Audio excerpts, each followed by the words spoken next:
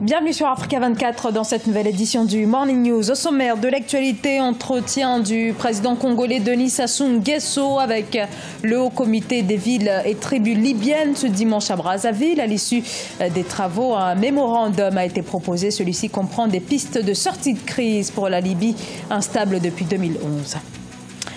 Et l'Égypte interdit le blé contenant des traces d'ergot. Les autorités imposent le taux de 0%, une décision qui expose le plus gros consommateur de blé au monde à un conflit avec ses fournisseurs et partenaires commerciaux. Niamey, capitale de la mode, la métropole nigérienne a accueilli jusqu'à samedi la Semaine de la mode, un rendez-vous qu'il ne fallait pas manquer pour les jeunes créateurs. La crise libyenne au menu donc des discussions ce dimanche en République du Congo entre membres du Haut Conseil des villes et tribus libyennes et le président congolais Denis Sassou Nguesso, également président du comité de haut niveau de l'Union africaine, le président congolais pour qui les chefs traditionnels libyens doivent être impliqués dans le règlement de la crise. Reportage de notre correspondant Deva Panzo. Le président du comité de haut niveau pour la Libye, Denis Sassou Nguesso, a réaffirmé le soutien de l'Union africaine dans la résolution de la crise libyenne aux chefs des tribus, de la société civile et d'anciens dignitaires du régime. La réunion du Haut Conseil des villes et tribus libyennes, tenue ce dimanche 17 novembre 2017 au Centre international de conférence de Kintélé, est un pas en avant vers le dialogue interlibyen. Cette rencontre contribuera assurément à nous faire évoluer vers le dialogue interlibyen tant attendu et tant souhaité par tous. Je renouvelle ma disponibilité à poursuivre les efforts nécessaires pour la réconciliation nationale en Libye. Conduit par son coordonnateur, le Haut Conseil des villes et tribus libyennes a fondé les espoirs du peuple libyen sur les efforts entrepris par l'Union africaine dans le processus de paix. Les chefs des tribus libyennes continuent à dénoncer l'ingérence des puissances occidentales qui ont plongé la Libye dans le chaos. Nous condamnons sérieusement tout ce qui a été fait pour détruire la Libye. Pendant ces 6 dernières années, notre pays a sombré dans le chaos, c'est vrai. Mais on n'a jamais reçu d'excuses et de justifications de la France ou de l'Union européenne en général. En ce qui concerne ces faits, on n'a jamais eu de fondement réel ni d'explication sur tout ce qui s'est passé en Libye et ça reste toujours le résultat d'un désordre total dans lequel notre pays se trouve aujourd'hui à cause de ce qui a été fait par la France, l'Europe et d'autres pays. Notons que le Haut Conseil des tribus et villes libyennes est un organe composé de la société civile et d'anciens dignitaires du régime. La feuille de route proposée lors de la réunion du comité de haut niveau de l'Union africaine sur la Libye du 9 septembre 2017 prévoit la tenue du dialogue inclusif interlibyen en décembre 2017. Au Togo, la grève des enseignants continue de menacer l'année scolaire. L'éducation nationale traverse en effet depuis le mois d'octobre une nouvelle grève des professeurs qui réclament de meilleures conditions de travail. Et nombreux sont ceux qui attendaient des avancées des dernières négociations entre syndicats et gouvernement, mais celles-ci ont échoué. Reportage de notre correspondante au Togo, Emefa Kofi. L'année scolaire 2017-2018 perturbée au Togo depuis le 2 octobre sur l'ensemble du territoire dans les établissements primaires et secondaires publics. Pourtant, le document final du statut particulier des enseignants remis au chef du gouvernement le 29 septembre 2017 était censé résoudre la crise dans le secteur de l'éducation. Ce statut aujourd'hui ne fait pas l'unanimité entre le gouvernement et la coordination des syndicats de l'enseignement du Togo. Cette dernière remet en cause notamment la prime unique de 5 000 francs CFA octroyée aux enseignants, une prime qui est loin de respecter les règles du statut général de la fonction publique. Le point qui urge actuellement et qui peut, je ne sais pas, permettre à ce que nous puissions sortir de la crise, c'est une discussion sérieuse autour de la question de la prime. En principe, les tests, le statut général dit l'ensemble des primes et indemnités ne doit pas dépasser 50% du salaire acquis. Et pour nous, pour l'aboutissement du statut particulier des enseignants, il faudrait que ce principe soit respecté. Face au mécontentement des enseignants, les cours sont perturbés depuis le 2 octobre 2017 et depuis pas de réaction officielle du gouvernement togolais pour un retour à la normale. Les parents d'élèves pour leur part demandent aux partis d'œuvrer pour le bonheur de leurs apprenants. Tout ce que nous, les parents, nous pouvons dire, c'est de dire aux uns aux autres de s'entendre pour sauver notre année.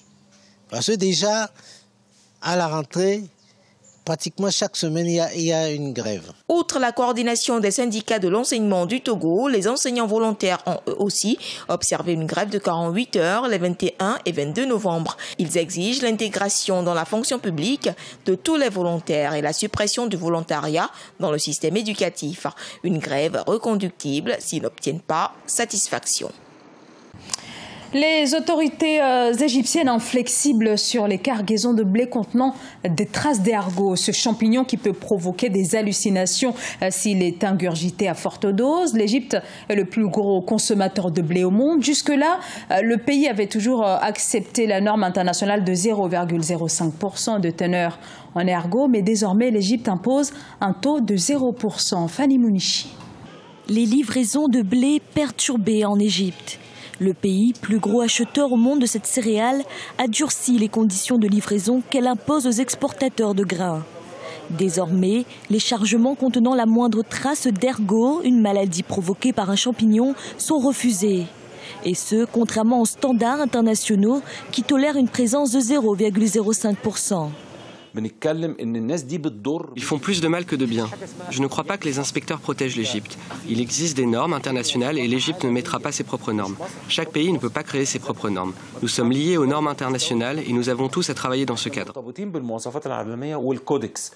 Devant les décisions parfois contradictoires des inspecteurs, certains fournisseurs de blé, à l'instar de la Russie, ont décidé de geler les exportations à destination de l'Égypte. D'où la réforme du contrôle des importations enclenchée par le gouvernement. Une réforme qui prévoit que seule l'Organisation générale pour les exportations et le contrôle des importations est habilitée à inspecter les cargaisons de blé. Vous ne pouvez pas avoir 2 ou 3 inspecteurs, avec tout le respect que je leur dois, qui contrôlent 94 millions de tonnes de blé pour soi-disant protéger l'Égypte. Personne au monde n'importe du blé qui ne serait pas sûr pour la consommation humaine et le rachèterait sous forme de pain. C'est illogique.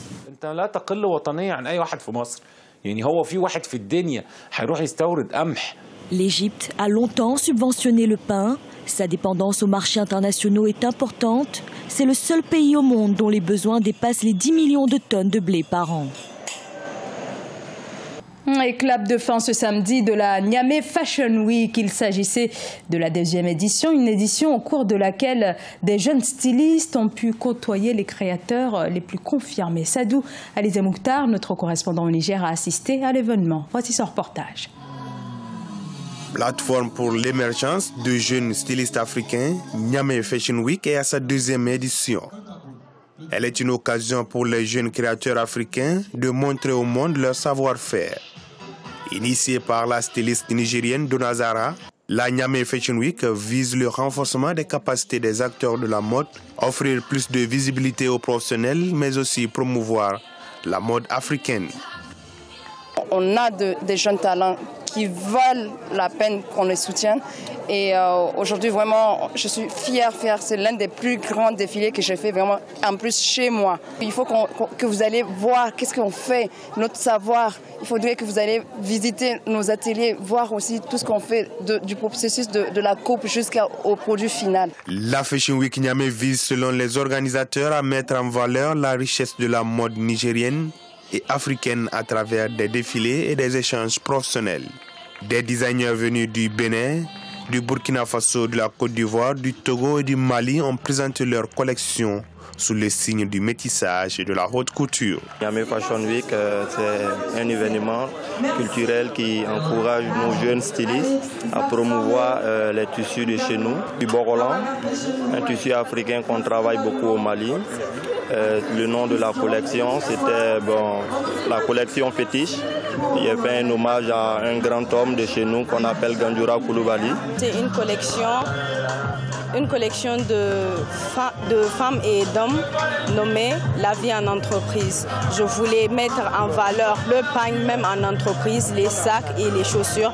Comme ça, Mimi est dans la confection de sacs et de chaussures et des accessoires également. Tout comme les stylistes dont l'un des objectifs majeurs est d'exporter la mode africaine, le public est reparti satisfait de l'édition 2017 de Niamey Fashion Week. Un exercice qui a permis aux jeunes créateurs de lancer de nouvelles collections spéciales valorisant les tissus africains. Ce journal a été réalisé par l'ensemble de la rédaction. Merci pour votre fidélité. Dans un instant, une nouvelle édition de l'actualité sur Africa 24.